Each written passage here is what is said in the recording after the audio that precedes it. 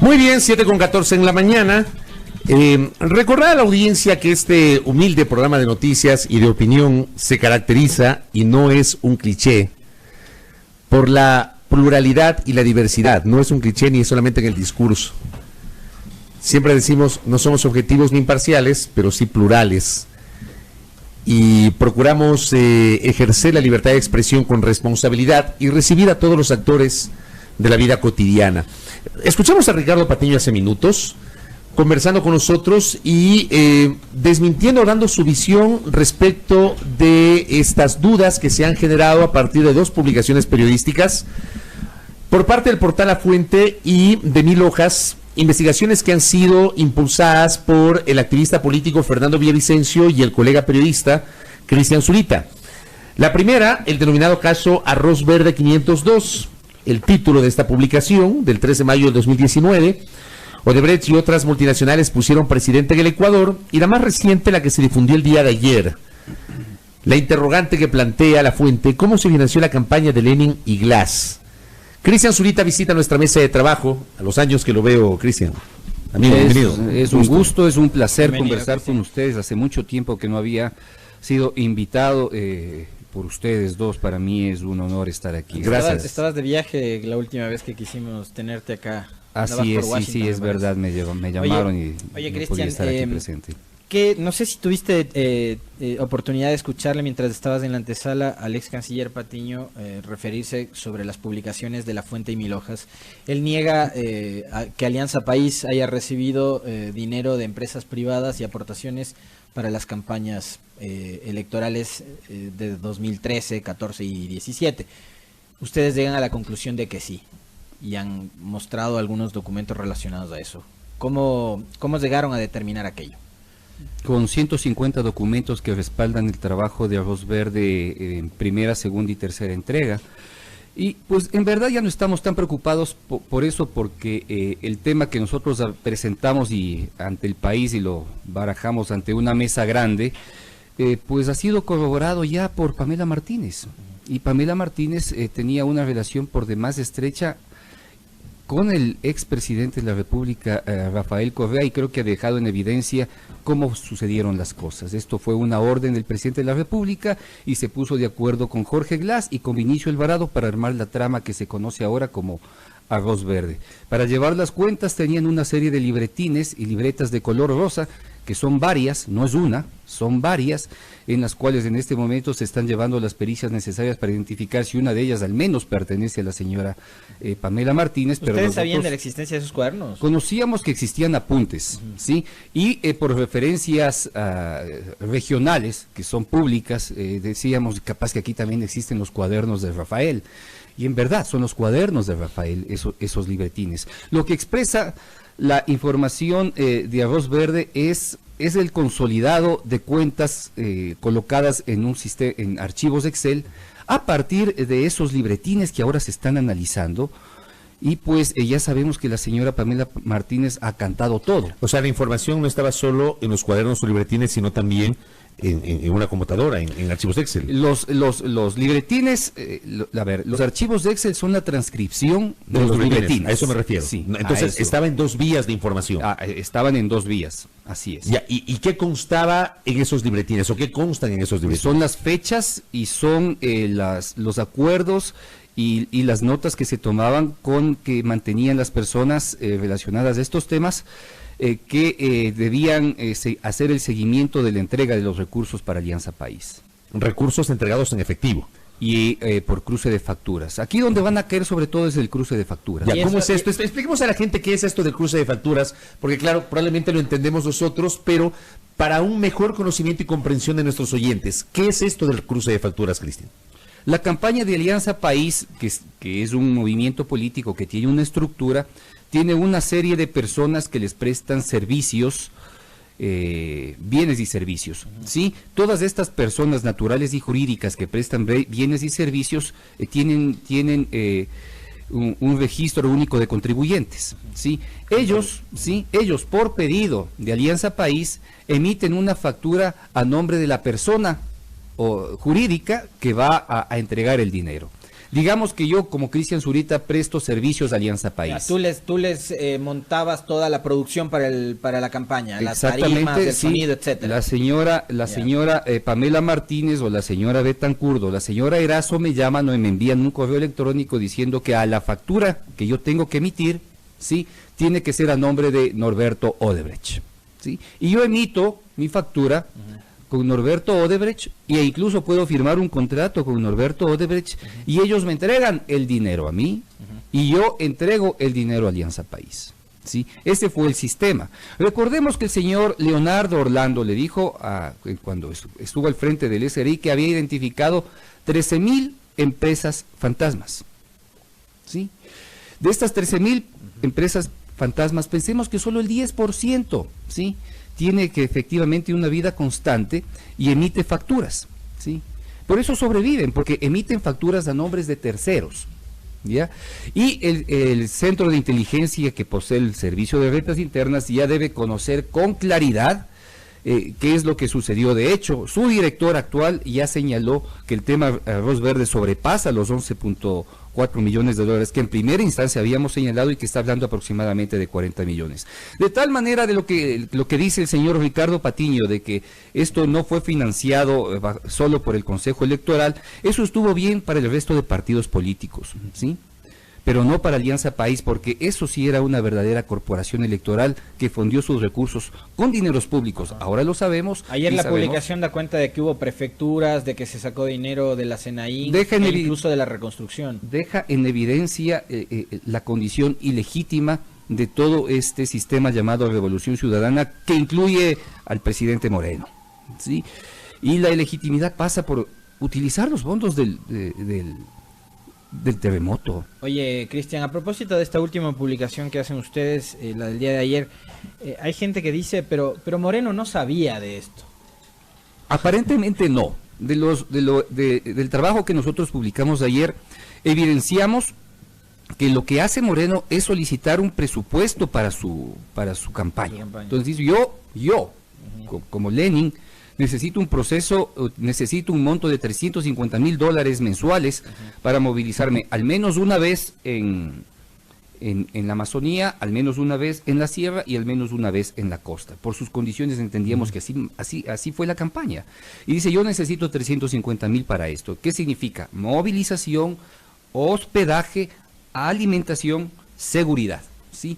Y el monto requerido por el vicepresidente era mucho menor, ¿sí? Pero igual en ese casi $250,000, lo que necesitaba Jorge Glass para movilizarse. ¿Y quién se encargaba de recolectar el dinero? En este proceso 2016-2017 fue Jorge Glass, fue Gustavo Baroja y fue Paola Pavón. ¿Cómo recibiste las declaraciones en rueda de prensa de ayer de la prefecta que identificó 5, según ella, falsedades? Una de ellas, la de que Segundo Wong había fallecido en 2002.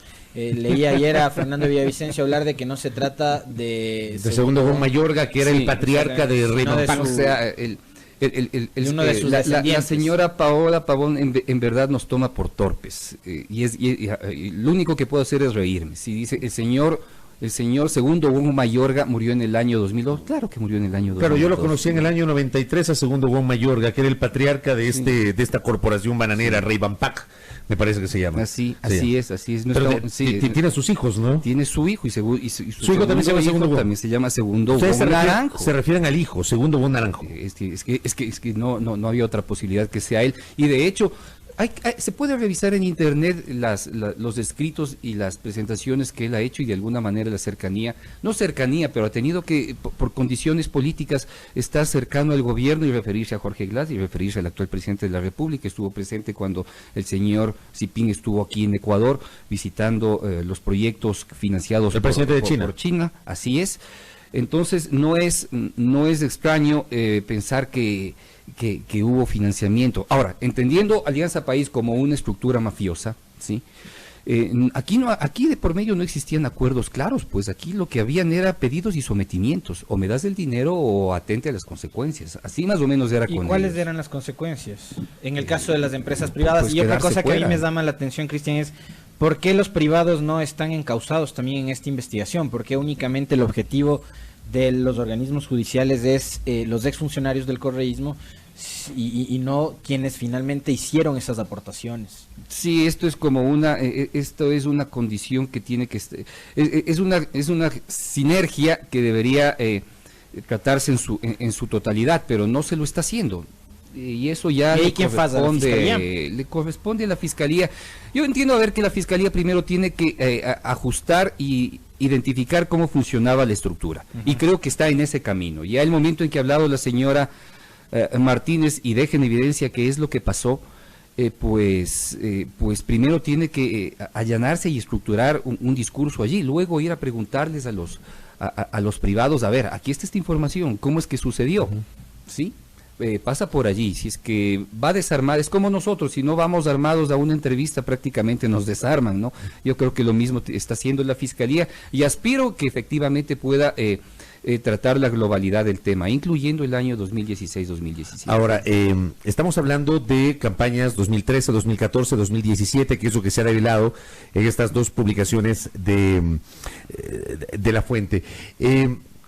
Tengo algunos mensajes, por ejemplo, hay una persona que dice, y le quiero trasladar esa pregunta a Cristian, ¿podemos certificar la veracidad de los cuadernos y del Excel? O digamos, probablemente no hay coincidencias o uno puede pensar mal, pero ¿podemos certificar la veracidad de los cuadernos y del Excel que comenta Cristian Zurita? Es que nosotros no hemos tenido acceso a los cuadernos para mirar cómo... Pero sí a los Excel. Pero hemos visto a los Excel y es que, a ver, lo que entendemos aquí es que existe un sistema de financiamiento de campaña que fue consolidado en las manos de la señora Pamela Martínez. Y la señora Pamela Martínez... Ella era la operativa de ese sistema. Sí, digamos que el operativo central acaba de decir que todo esto fue generado por el presidente de la República. Por orden de... Sí, por orden del presidente de la República, Rafael Correa. O sea, acaba de hundir a Rafael Correa.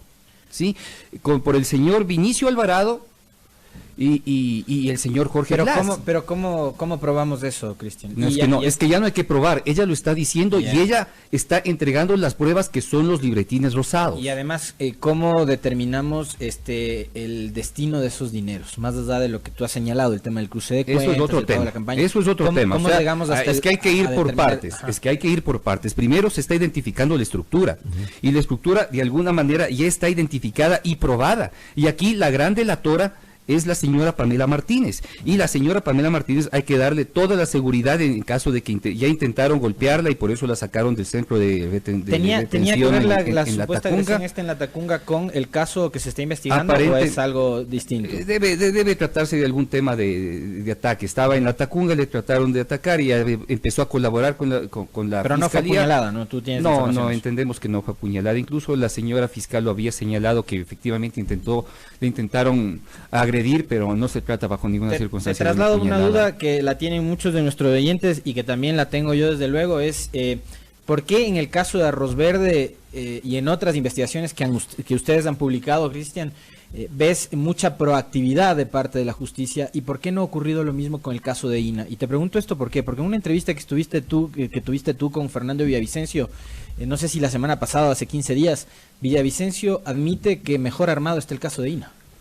Yo también lo había dicho. ¿Y por qué entonces la justicia en ese caso tú presumes que no ha actuado con la misma celeridad? Es que yo no puedo responder eso. Nosotros hemos hecho un enorme esfuerzo primero para pelearnos con todos, ¿no? O sea, primero pelearnos con el gobierno de Lenin, ¿sí? Y bueno, con Correa ya venían peleando hace rato. Y que el gobierno de Lenin nos diga mentirosos y Rafael Correa nos aplauda, ¿sí? Ahora, sí, que presentamos el tema Arroz Verde, sí, en primera instancia el gobierno nos aplaude y ahora Rafael Correa nos dice mentirosos, ¿sí? O sea, es una pelea entre delincuentes, ¿sí? Entre bandas criminales organizadas que están en el poder y que estaban en el poder, ¿sí? No es nuestra pelea. Ahora, yo entiendo y pragmáticamente entiendo que la Fiscalía no tiene la capacidad para actuar y investigar los dos casos. No puede. ¿Por qué? ¿Por falta de personal o por falta de políticamente le es entusiasmo? imposible. Políticamente. Políticamente le es imposible actuar en los dos casos. ¿Por qué dices políticamente es imposible actuar en los dos casos? Pragmáticamente tiene que atacar al expresidente de la República, que tiene obviamente el poder que todos sabemos que tiene, y tiene que atacar al actual gobierno en un proceso de transición que ni siquiera está bien asentada la Fiscalía, que además administrativamente no depende de la Fiscalía, o sea, avanzará como pueda. Esto que pueda. acabas de decir en este momento me parece a mí que es la clave de todo el asunto, ¿no? Parece súper grave. O sea, políticamente la fiscal está en medio de una situación absolutamente compleja. Es que en términos pragmáticos así resulta. Y además no son los únicos temas que tiene que pasar, porque de por medio sabemos que existe un Ecuador profundo, que tiene problemas más graves que estos. Que la pelea de estos grupos. Es que en el Ecuador existen problemas más graves que estos. En el Ecuador existen aproximadamente 6.000 niños, ¿sí?, abusados sexualmente en aulas escolares y que tiene que investigarse. Eso es más grave que cualquier tema de corrupción. Cristian, en la publicación que sacan ustedes ayer, también aparece el nombre de Santiago Cuesta, y Santiago Cuesta es un funcionario que está en el gobierno. ¿Qué participación tuvo él en la recolección de fondos para la campaña de Moreno? Bueno, nosotros habíamos identificado eso en el tema INA Papers. Él se ha encargado de recuperar recursos para campañas específicas del presidente Moreno, y todas las personas que directamente estuvieron relacionados en esos documentos. Nosotros no le pusimos el nombre de INA Papers, ¿ah? Eso lo hizo el correísmo en las páginas que levantó. Nosotros nunca llamamos INA Papers. El laberinto offshore del entorno presidencial. Nosotros lo llamamos el laberinto offshore, y en el laberinto offshore nosotros habíamos identificado las correspondencias en las cuales el señor Cuesta llega a acuerdos con el presidente Moreno para campañas específicas con sus amigos. Sí, son los que están en el poder. Ahora, ¿cuál es el problema? Porque esto también es importante aclarar a la opinión pública. ¿Cuál es el problema de aportes para campañas electorales por parte de empresas o de personas naturales? Expliquemos eso. ¿Por qué el escándalo de aportes para financiar campañas electorales? Porque lo que habló hace un momento Ricardo Patiño, dijo, a nosotros nos financió el Consejo Nacional Electoral. Esos aportes no fueron reportados al Consejo Nacional Electoral. Sí, es una caja 2, es una caja secreta, es una caja del silencio, es una caja de la corrupción. Si esos aportes hubiesen sido reportados al Consejo Nacional Electoral, ¿no pasaba nada? No, es que no tenían posibilidad, porque aquí la única entidad que puede financiar campañas electorales es el Consejo Nacional Electoral. En los medios y a través del fondo partidario. Sí, a través y qué más, pues luego el dinero que tiene que hacerse tiene que presentarse a través de las gerencias de campaña. Pero aquí hay campañas millonarias, y esa es otra duda que hay en este momento, es ¿solo Alianza País abusó del uso de recursos privados? Solo Alianza País. No hay posibilidad de que el arroz también sea amarillo, verde, el arroz no tiene otros colores que no sea verde. ¿Sí? ¿Y cómo justificamos? Porque ayer en la Asamblea muchos legisladores de otras tendencias políticas decían, oye, basta irse a recorrer en las elecciones seccionales las campañas donde llevan a Chino y Nacho, a la reggaetonera tal, y unas campañas millonarias. ¿Quién financia eso? O sea, me parece que ustedes con esta investigación destaparon una caja de Pandora. O sea, porque ahora sí la función electoral tendrá que redoblar esfuerzos para determinar de dónde les llegan a los candidatos. Lo que se identifica, lo más grave de todo es que deja en evidencia que la función electoral no tiene ningún servicio efectivo que en el control ofrecerle al país en el tema de control. O sea, no sirve para controlar, no tiene idea. Y de hecho, yo no sé qué ha dicho el Consejo Nacional Electoral con respecto sobre esto, sobre la primera investigación de ustedes. Algo se dijo, lo tuvimos aquí Enrique Pita, y el mismo día que estuvo Enrique Pita hubo una decisión ahí del Pleno de eso. Después de eso no se ha vuelto a decir nada. Entonces el tema está allá. Hay que investigar a todos, pues. El tema está allá. No, primero a Correa. De acuerdo. No, primero a Correa. Hay una publicación de ustedes, o hay dos publicaciones de ustedes que sirven de punto de partida. Entonces no es que vamos a investigar a todos porque esto es un sistema esto es un sistema de Rafael Correa. No de las otras organizaciones políticas. Porque esto es generado y auspiciado desde el poder, ¿sí? Desde que llegaron al 2007. Desde que están en el poder están haciendo esto. Mira, yo ayer recibí un correo electrónico extenso de una exfuncionaria del Banco Mundial ecuatoriana, sí, que trabajaba en las oficinas del Banco Mundial Ecuador en Washington, que me explicaba, y ya me había contado hace años que yo estuve en Washington, esta persona, que ella fue extorsionada por Pamela Martínez, ¿sí? Para pedirles recursos económicos a manera de diezmo para todo tipo de financiamiento de campaña que necesitaba Alianza País. Entonces, esta estructura lo vienen haciendo desde que llegaron, porque llegaron hambrientos en el año 2006 a tragarse todo lo que podían de este país. ¿Basta con la delación de Pamela Martínez, Cristian? ¿Basta con eso? Sí, yo creo que es bastante suficiente y no va a ser la única. Te aseguro que no va a ser la única. Pero esa delación no debería ser probada. No. A ver, es que en términos penales, mi declaración, si yo me pongo de acuerdo con la fiscalía, sí, y mi declaración se sustenta con las pruebas que estoy presentando, es totalmente válido y eso es una prueba. En términos penales, la palabra de la señora Pamela Martínez vale oro y ya lo ha dejado en evidencia. No es que lo que ella dice tiene que probarse, su palabra es la prueba, ¿sí?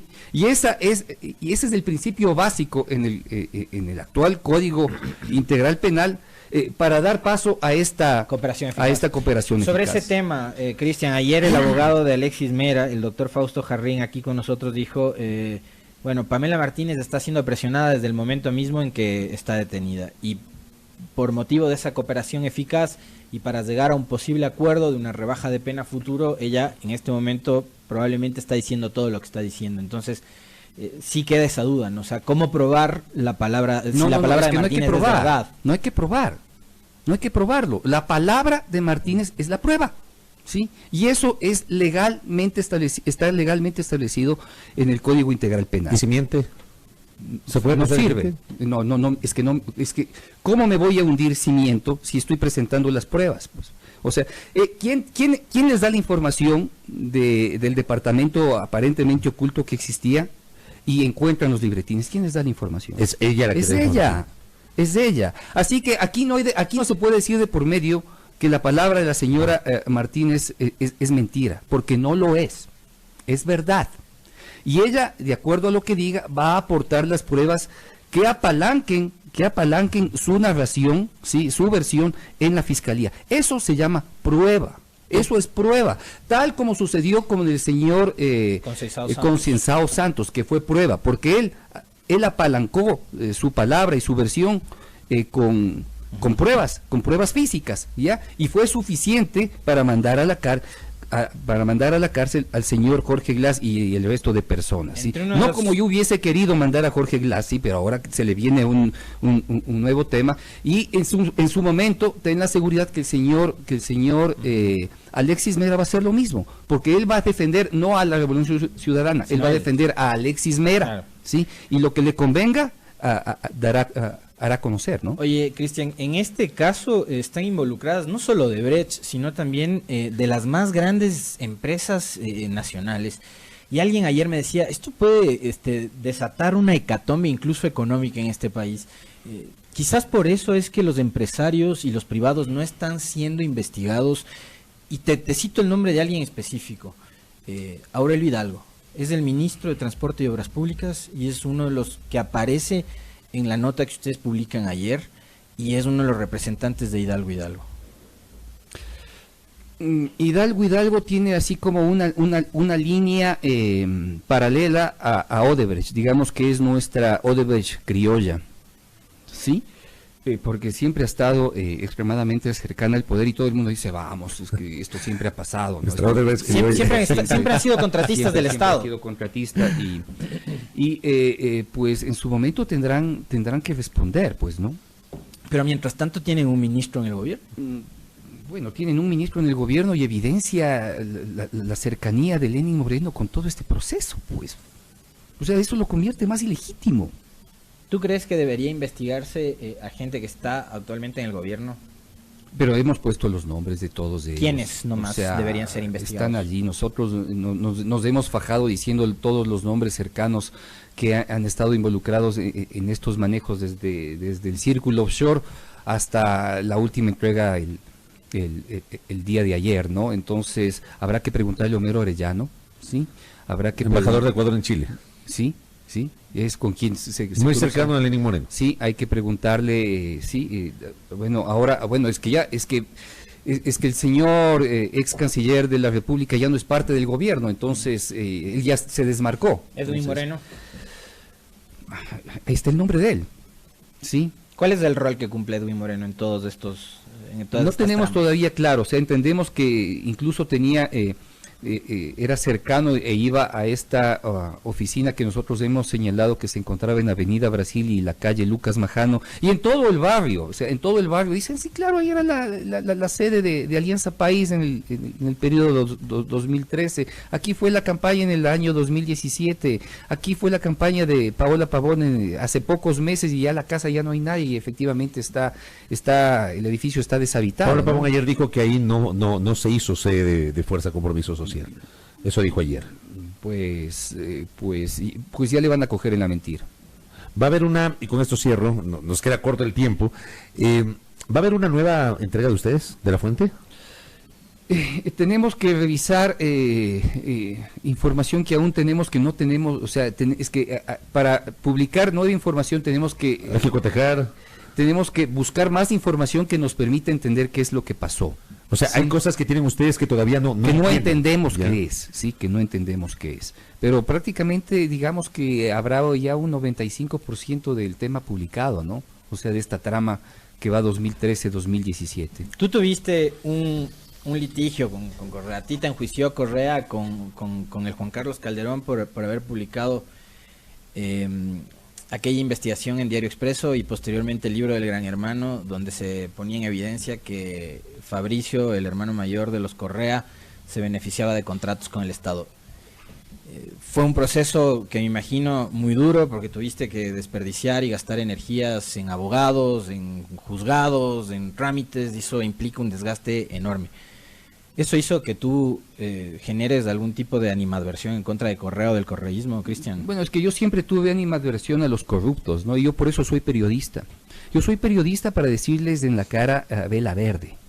A quien sea, no solo Correa. A quien sea, exactamente. Por eso soy periodista, ¿sí?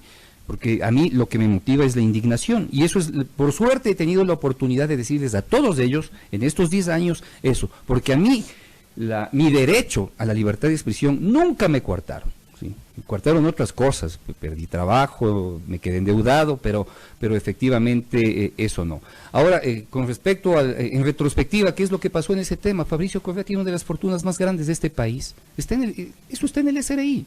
Sí, Fabricio Correa tiene una de las más grandes fortunas y yo, en la sigo recolección de endeudado. fondos también de Alianza País en su momento, ¿no? Él aceptó que la campaña del año 2006-2007 fue financiada por Odebrecht.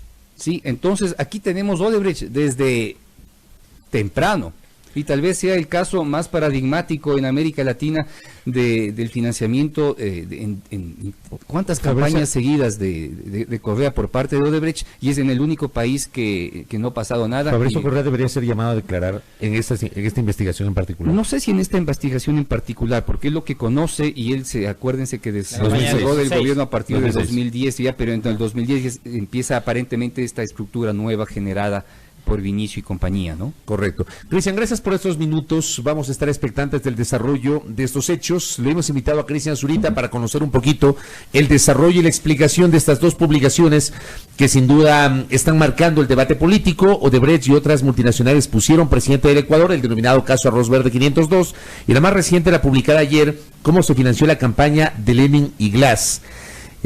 ¿Cómo se llamaba la calle? Lucas Majano. Lucas Majano y Avenida Brasil. Mi casa, oye, por la Brasil, es un corredor por la Brasil. Los tienes que haber visto, entonces. Los tienes que haber visto. No, ni loco.